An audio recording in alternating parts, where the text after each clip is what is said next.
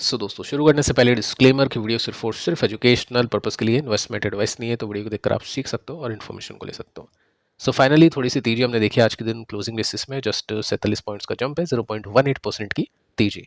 26,000 के ऊपर जाके निफ्टी बंद हो चुका है, लेकिन लो की बात करें तो 25,938 तक निफ्टी पहुंच गया था।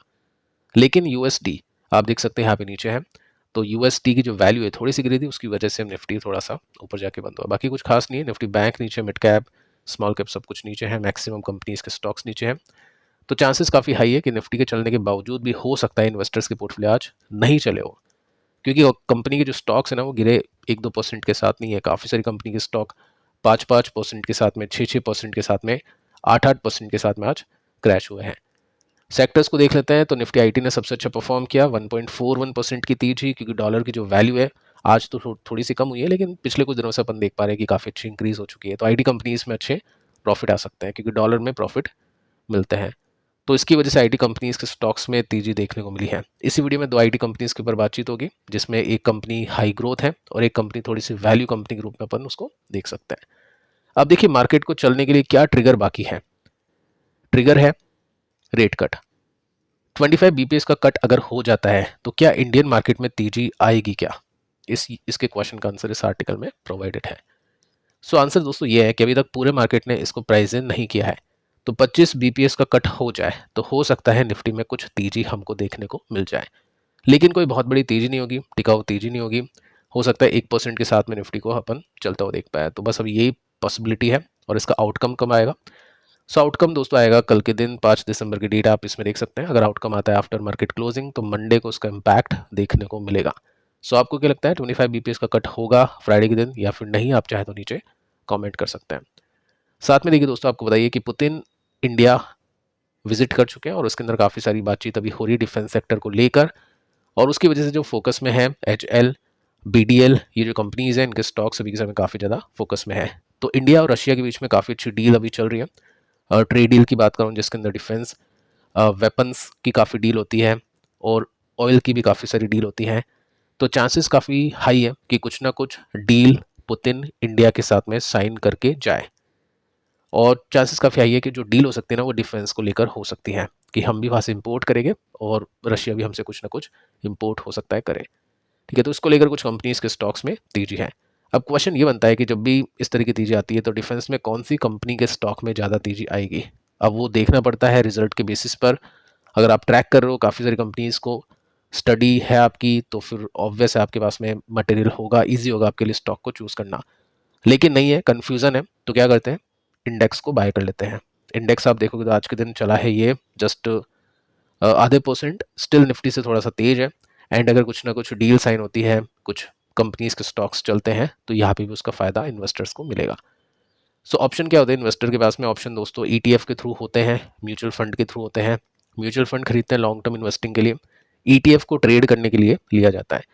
मोतीलाल ओसवाल का डिफेंस ETF, जिसको अगर आप सर्च करोगे एमओ डिफेंस के नाम से, तो आपको ये दिख जाएगा अपनी ब्रोकिंग एप्लीकेशन में। और इसके अंदर आप सिंपली देख सकते हैं कि ये यहाँ पे काफ़ी अच्छी तेजी मिली थी। आई थिंक 100% की तेजी इसमें हमने देखी थी, जो कि ऑपरेशन सिंदूर के बाद में हुई थी।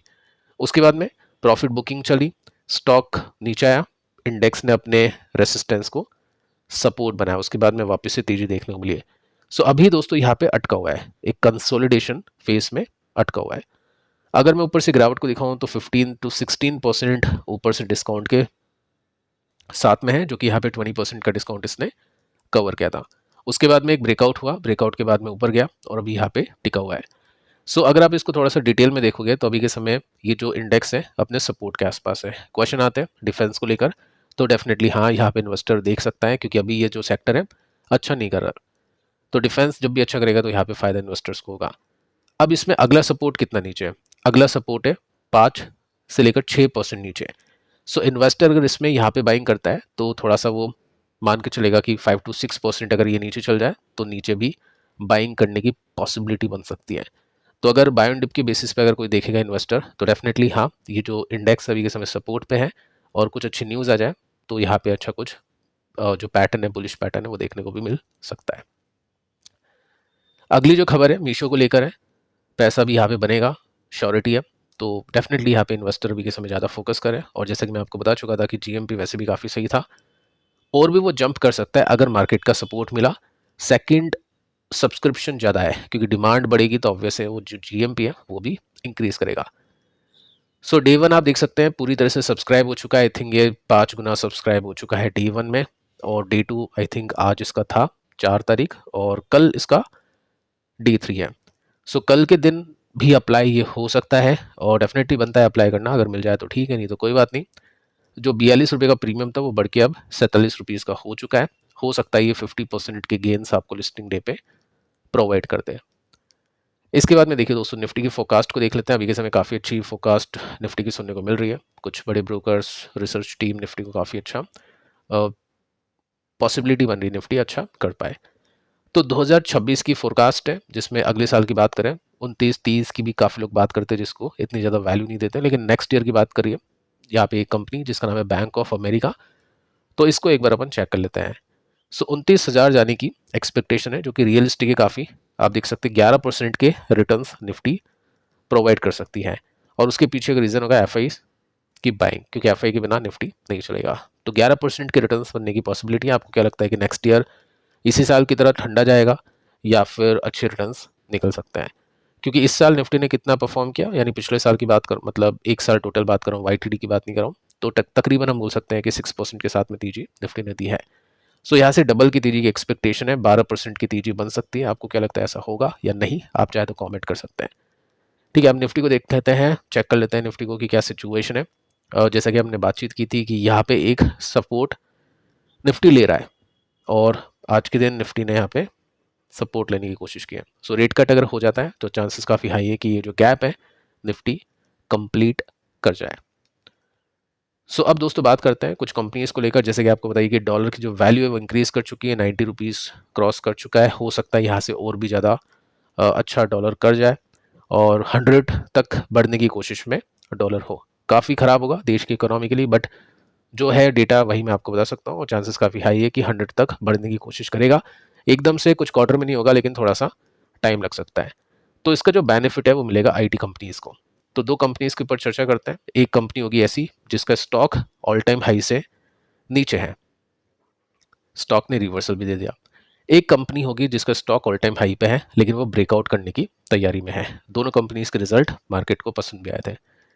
सो जो फर्स्ट कंपनी है इसका नाम है एलटीटीएस। टोटल 4% की तेजी के साथ में स्टॉक ने आज क्लोजिंग दी है। 49,000 करोड़ का मार्केट कैप, 38 का पी रेशो आप इसमें देख सकते हैं। नंबर्स देख लेते हैं कि नंबर्स कैसे गए। सो नंबर्स ओके थे।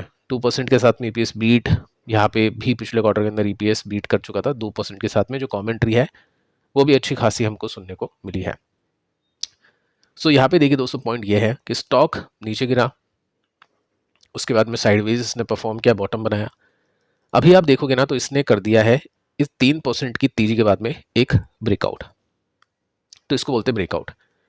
अब ब्रेकआउट के बाद में स्टॉक का अगला रेसिस्टेंस हम देखें, देखो अभी जहाँ खड़ा है वो भी एक तरह से काइंड ऑफ ये सपोर्ट था, ये रेसिस्टेंस है, लेकिन ये माइनर रेसिस्टेंस हो सकता है 1-2 दिन यहाँ पे अटके, लेकिन उसके बाद में अगर स्टॉक अच्छा करना चाहे तो फिर ये यहाँ से भी मतलब बीट कर सकता है, ऊपर जा सकता है। सो रेसिस्टेंस की बात कर लेते हैं। रेसिस्टेंस है 20% ऊपर। क्यों बात करें? क्योंकि एक तो रिजल्ट अच्छे थे, सेकंड गिरावट कंप्लीट, उसके बाद में ब्रेकआउट, और एक ट्रिगर भी है डॉलर की जो वैल्यू वो इंक्रीज करना। अगले क्वार्टर की कमेंट्री भी काफ़ी अच्छी थी, तो फिर उसके बेसिस पे भी हाइप हो सकती है। तो 20% का गैप है। मैं ऐसे नहीं कर रहा हूँ कि इसी क्वार्टर में 20% चलेगा, हो सकता है 1-2 क्वार्टर लगे, लेकिन यहाँ से एक रिवर्सल मिल चुका है, एक ब्रेकआउट इसमें मिल चुका है।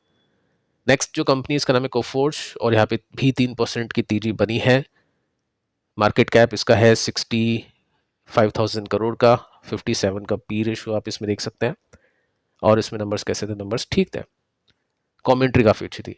सो यहाँ पे स्टॉक अब अपने रेसिस्टेंस पे, जहाँ से दोनों चीज़ें हो सकती हैं, एक तो ब्रेकआउट हो सकता है और एक प्रॉफिट बुकिंग हो सकती है। सो अगर हम पैटर्न को देखें तो यहाँ पे पहला इसमें सपोर्ट बना, उसके बाद में अगला सपोर्ट ऊपर शिफ्ट हुआ। तो जब भी ऐसा कोई पैटर्न बनता है, कप एंड हैंडल पैटर्न, तो उसमें ब्रेकआउट के चांसेस काफ़ी हाई होते हैं। अगर नहीं भी करता है तो हो सकता है अगला सपोर्ट छोटा बने, उसके बाद में ब्रेकआउट करे, क्योंकि मल्टीपल टाइम्स अगर ये रेसिस्टेंस को हिट करेगा तो उसके वीक होने के चांसेस काफ़ी ज़्यादा हो गए, और उसमें ब्रेकआउट आने के चांसेस काफ़ी ज़्यादा हो गए। लेकिन वैल्यूएशन काफ़ी ऊंची है, और रिस्की काफ़ी है, क्योंकि एक दो क्वार्टर नहीं, एक ही क्वार्टर खराब आ गया तो काफ़ी बड़ी गिरावट हो सकती है, जैसे कि हमने यहाँ पे देखा था। सो ऐसे में इन्वेस्टर क्या करेगा, अगर ब्रेकआउट हो गया तो बाइंग करेंगे, लेकिन Q3 के रिजल्ट आने से पहले ही बेचेंगे, क्योंकि हो सकता है वहाँ पर रिजल्ट अच्छे नहीं हो तो स्टॉक गिर जाए। सो इसको भी रडार पर रखना चाहिए, क्योंकि पिछली बार जब इसमें ब्रेकआउट हुआ था तो उसके बाद में काफ़ी धमाकेदार तेजी इसमें बनी थी। तो 2 IT कंपनीज हैं जहाँ पे इन्वेस्टर्स की स्टडी होने वाली है। सो फिलहाल दोस्तों इस वीडियो में इतना ही, पिछले दोनों वीडियोस को आप देख लेना। मिलते हैं नेक्स्ट वीडियोस में, तब तक के लिए बाय बाय।